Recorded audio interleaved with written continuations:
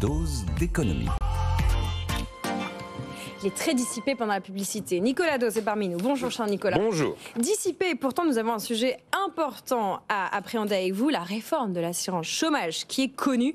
Gabriel Attal en précise les contours, ou en précisé les contours hier dans la tribune dimanche. Racontez-nous ce qui va changer, Nicolas. Alors il y a l'agenda, décret début juillet comme prévu, mise en application 1er décembre. Ça c'est une précision nouvelle. Après, sur les conditions d'accès, elles sont bien et bien durcies. Alors ce qui est important, c'est qu'il n'y a plus qu'un seul âge pivot entre la population active et la population active dite senior. C'est maintenant 57 ans. Il n'y en a plus qu'un seul.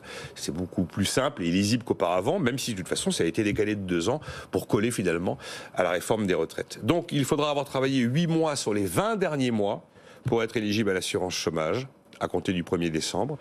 Et pour les plus de 57 ans, ce sera 8 mois sur les 30 derniers mois. Auparavant, c'était 6 mois sur les 36 derniers mois. Après, comme on a modifié la période d'observation et de référence pour accéder à l'assurance chômage, ça va avoir un effet qui est assez compliqué à expliquer, mais un effet mécanique de réduction de la durée d'indemnisation.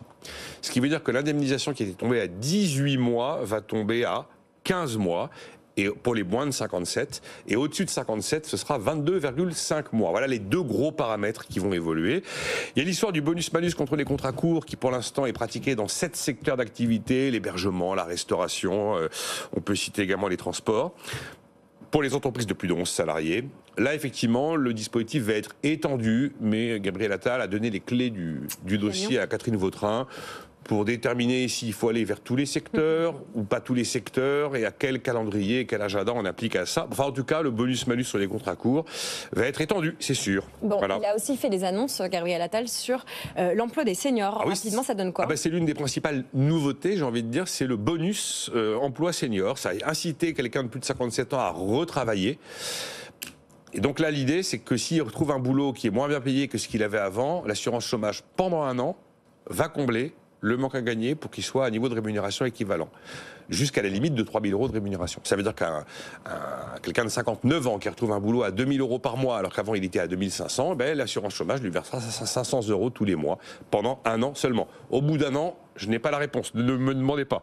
Voilà. Il a ressuscité 2 idées aussi, le Premier ministre, mais qui ne seront pas dans la réforme de l'assurance chômage, mais dans une nouvelle loi travail qui va intervenir d'ici la fin de l'année.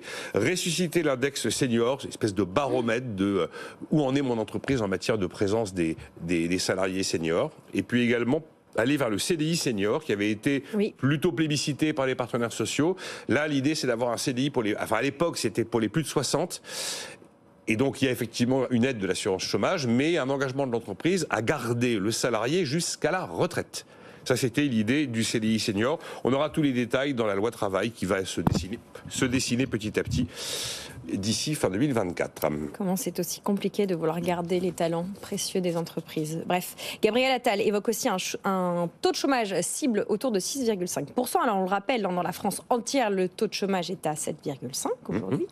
Que va-t-il se passer si ce taux atteint 6,5 ? Alors c'est l'idée que ça voudrait dire que les choses vont mieux. Et donc c'est là où, sur choix politique cette fois-ci, la durée d'indemnisation sera à nouveau réduite. Là où elle passe de 18 à 15 mois, dans ces cas-là, si on est à 6,5% de taux de chômage, elle passera de 15 mois à 12 mois.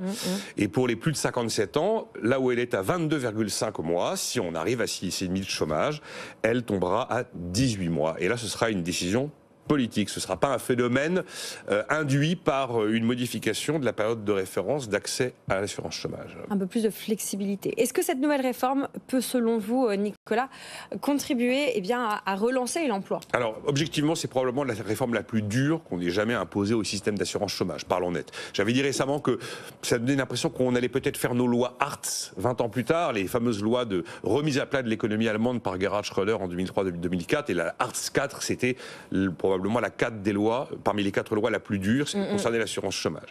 Après, on a pas mal d'études empiriques, tous les pays qui ont réformé l'assurance chômage, et ils sont nombreux, ont utilisé les mêmes paramètres. Il n'y en a pas 25 000 des paramètres. Et on s'est rendu compte que ça modifiait les comportements. C'est-à-dire, l'individu est quelqu'un de rationnel, il est sensible à l'effet d'horizon, et généralement, c'est dans les 3 mois qui précèdent la fin des droits qu'il y a une accélération de la recherche d'emploi. Donc ça, c'est ce qui concerne le fait de réduire la durée d'indemnisation. Après, quand on durcit les conditions d'accès, on l'a fait dans une précédente réforme récente, on commence à les cumuler, les réformes d'assurance chômage en France. On est passé sous le niveau de 4 à 6 mois, et puis maintenant c'est 6 à 8 sur les 20 derniers.